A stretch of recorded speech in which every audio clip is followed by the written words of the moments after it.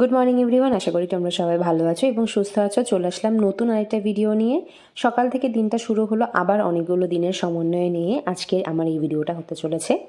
তো এই স্যুপটা কিছুদিন আগে আমি আমার নাকের দুল যখন পার্লার থেকে পরে এসেছি সেটা আমি খাই এবং সেখানে ভীষণ বাজে একটা অবস্থা। আমার মনে হয়েছিল ইমিডিয়েট একটা গরম কিছু খাওয়া উচিত, সেজন্য স্যুপটা খাই এবং স্যুপের পরে আবার চা। আর সেদিন রাতে একটু জ্বর মতো এসে গেছিলো, তাই আর কোনো ভিডিও করা হয়নি সকাল অবধি। তারপরের দিন বিকেল থেকে আবার পড়ানোর জন্য বেরিয়ে পড়েছিলাম। বাট এখানে আমি একটা কথা বলছিলাম, আমি যখন ভিডিও ক্লিপ অ্যাড করছিলাম দেখলাম কোনো ধরনের সাউন্ড আসেনি। অতপর বেরিয়ে পড়লাম নিজের যাত্রার উদ্দেশ্যে। আর সেদিন আমাদের এখান থেকে অনেকটা লেট হয়ে গেছিলো টোটো ছাড়তে।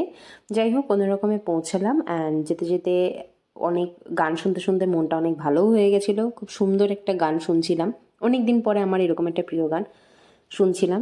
তো যাই হোক, বাড়িতে আসার পরে এরকম বিধ্বস্ত অবস্থা, খুবই খুবই বাজে। আর সেদিন অনেকটা বেশি টায়ার্ড ছিলাম। দুপুরবেলা পড়ানোর পরে একটা ঘুম দিয়ে নিয়েছিলাম, তারপর বিকেল বিকেল বেরিয়ে গেছিলাম একটা জায়গায় যাওয়ার উদ্দেশ্যে। আর এইরকমভাবেই কোনো রকমে বেরিয়ে পড়ি। এইটা হচ্ছে বেসিক্যালি সরস্বতী পুজোর সেকেন্ড দিনটা। আর সরস্বতী পুজোর সেকেন্ড দিনে আমি এরকম প্রোডাক্ট নিয়ে, আমাদের আলটিমেট যে প্রোডাক্টটা সেইটা নিয়ে যাচ্ছিলাম। এটা হলো নেক্সট একটা দিনের ক্লিপ।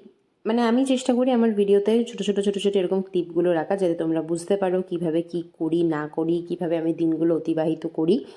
আর সবথেকে বড় কথা, এই যে ক্লিপগুলো আমার কাছে একটা স্মৃতি হয়েও থাকবে আগামী দিনে। কারণ হচ্ছে এই ক্লিপগুলো আমাকে মনে করিয়ে দেবে যখন আর কিছু বছর পরে, আর কিছু বয়স পরে এগুলো আমাকে মনে করাবে আমার স্ট্রাগলিং ডেজটা। আর ক্লিপগুলো এত সুন্দর লাগে দেখতে ট্রেনে যখন ওঠে। তো সেদিন আমি বসিরহাটে গিয়েছিলাম আবার। আর আমাকে সেদিন নিজেকে পুরোপুরি একটা এলিয়েন মনে হচ্ছিল, কারণ সরস্বতী পুজোর দিন হচ্ছে এত সুন্দর প্রিটি করে করে সবাই ঘুরছে যাচ্ছে, আর আমার একটা পাতি কি বলবো, জিন্স আর টপ পরে কোনো রকমে চলে যাওয়া।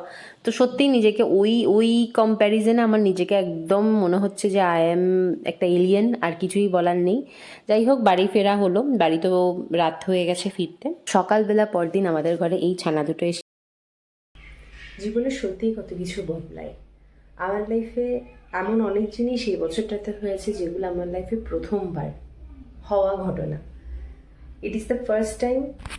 এটা আমার লাইফে প্রথম এমন কোনো বছর যে বছর সরস্বতী পুজোর সময় না আমি অঞ্জলি দিতে পেরেছি, না আমি কোথাও ঘুরতে যেতে পেরেছি। বাট মায়ের আরাধনা করেছি মন থেকে, মাকে ডেকেছি, মায়ের পুজোর জন্য যেটুকু আমার পক্ষে সম্ভব হয়েছে আমি চেষ্টা করেছি, কাজ করেছি। তো চলো দেখা যাক। এখন আজকে সরস্বতী পুজোর দ্বিতীয় দিন, এটা হচ্ছে সোমবার। আজকে তোমরা অনেকেই জানো সোমবার অবধি পুজো ছিল। আমি আমার নতুন যেখানে কাজ স্টার্ট হয়েছে সেখানে চলে যাচ্ছি। পাড়াতে আজকে পিকনিক, বাট এমার্জেন্সি বুঝতেই পারছো যেতে হবে, যেহেতু একদম নিউ। কালকে পুরোটা দিন ওখানেই মোটামুটি ছিলাম। তো চলো এখন যাওয়া যাক, কি ওখানে কথা বলছি আর একটু তোমাদের সাথে শেয়ার করবো আমার কাজটা কী বা কীভাবে কী স্টার্ট করলাম। চলো এখন যাওয়া। তো বিকেলবেলা বাড়ি এসে দেখি এলাহি আয়োজন, বাড়ির সামনে আমাদের উঠোন মতো একটা জায়গা আছে, ওখানে এত সুন্দর একটা ছোট্টখাট্টো পিকনিকের আয়োজন হয়েছে। সবাই মিলে বসে রান্না বান্না, খিচুড়ি করা থেকে শুরু করে পাঁপড় ভাজা করা থেকে শুরু করে সবাই ওই জায়গাটার মধ্যে করেছে। আর আমরা পাড়ার সবাই মিলে খুব আনন্দময় একটা সময় কাটিয়েছি। আর সেখানেই ইনস্ট্যান্ট প্ল্যান হলো আমাদের পাড়াতে এইবারে কালী পুজো করা হবে। তো এটা আরেকটা দারুণ খুশির খবর।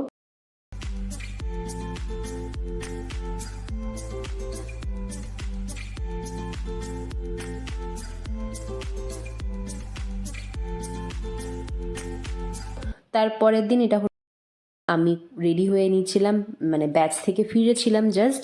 আর থেকে ফিরে আর কোনো ভিডিও ক্লিপ করা হয়নি সকালবেলা।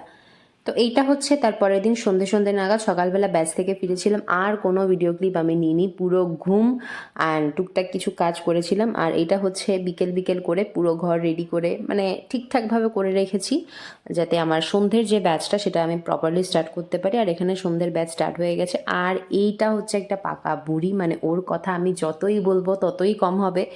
আমার একটা স্টুডেন্টের বোন, শি ইজ এতটা সুইট আর এত পাকা একটা বুড়ি।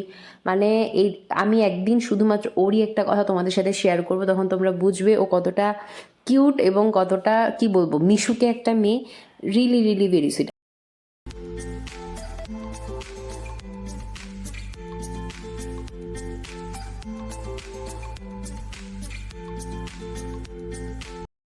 আর সেদিন আন্টি আমাকে এই চানাটা খেতে দিয়েছিল, কচুরিটা দিয়ে, আর এতটাই ইয়াম্মি ছিল যে আমি ন্যাচারালি 4-3টে কচুরি একসাথে খেতে পারি না, বাট আমি ওই দিন খেয়ে নিয়েছিলাম। তারপর বাড়ি এসে আমাদের বাড়িতে আবার আমার একটা বোন, আমার একজন কাকু এবং কাকিমা আসে। বাড়ি এসে টায়ার্ড হয়ে পড়ি যদিও বা। তারপর আইসক্রিমটা দেখে মন একদম ঠিকঠাক হয়ে যায়। আর এখানে বোনের একটা গানের খাতা দেখছিলাম, মানে ছোটোবেলা থেকে আমার ভীষণ ইচ্ছে ছিল নাচ শেখার, কিন্তু সময় এবং সুযোগের কারণে সেটা হয়ে ওঠেনি। তো এরকম গান নাচের খাতাগুলো দেখলে আমার ভীষণ ভালো লাগে। এই যে এখানে ভারতনাট্যমের ওর কিছু নোটস ওকে টিচারেরা দিয়েছিল, তো সেটা দেখছিলাম। আর ওর সাথে লম্পঝম্প। আর এইটা বেসিক্যালি একটুখানি বলে দিই, এইটা হচ্ছে আমার বোন বলতে আমার স্টুডেন্টই একজন। তো ওর বাড়িতে গেলেও আমার সাথে এরকমই শুরু করে দেয় মোটামুটি। বাট পড়াশোনার সময় পড়াশোনাটা ঠিক থাকে। আর সেদিন আবার একটা টিউশনি ছিল পরে,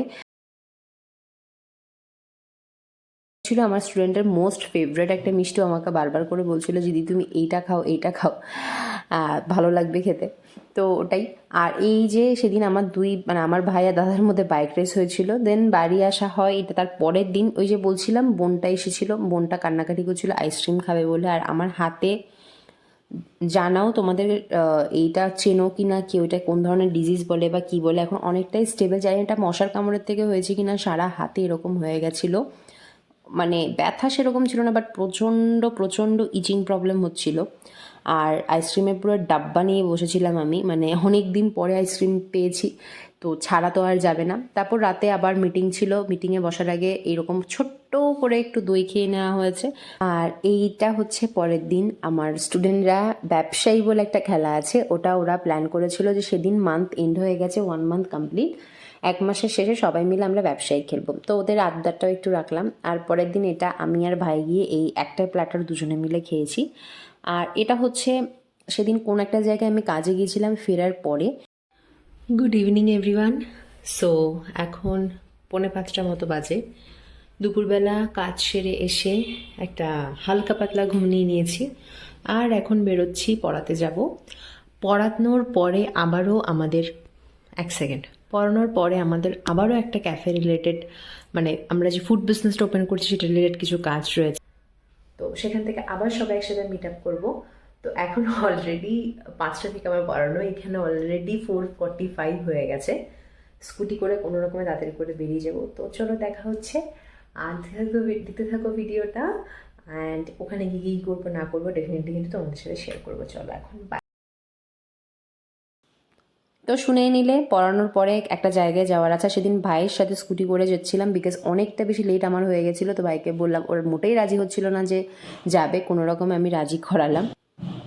তারপর অটো করে চলে গেলাম, আর সবাই মিলে অনেক সুন্দর একটা মুহূর্ত স্পেন্ড করলাম। কফি থেকে চিকেন পকোড়া থেকে শুরু করে অনেক কিছু খাওয়া দাওয়া করলাম। আর সর্বোপরি নিজেদের মধ্যে একটা গুড অ্যান্ড প্রোডাক্টিভ টাইম আমরা স্পেন্ড করলাম। তারপর রাত্রে বাড়ি চলে আসলাম।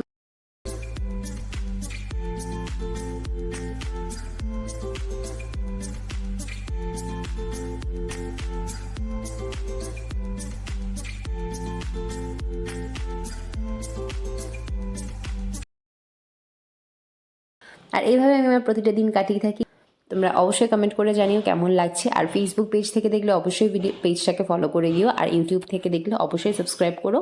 বাট একটা কথা আমি লাস্টে বলতে চাই, অনেকে আমাকে জিজ্ঞাসা করে যে এই কাজগুলো করতে কষ্ট হয় বা এত পরিশ্রম করতে কষ্ট হয় কিনা। ডেফিনেটলি কষ্ট হয়, কিন্তু আমি ভীষণ ভীষণ ভালোবাসি কাজগুলোকে করতে। ভালো থেকো সকলে, দেখা হচ্ছে তোমাদের সাথে খুব শীঘ্রই নতুন একটা ভিডিও নিয়ে।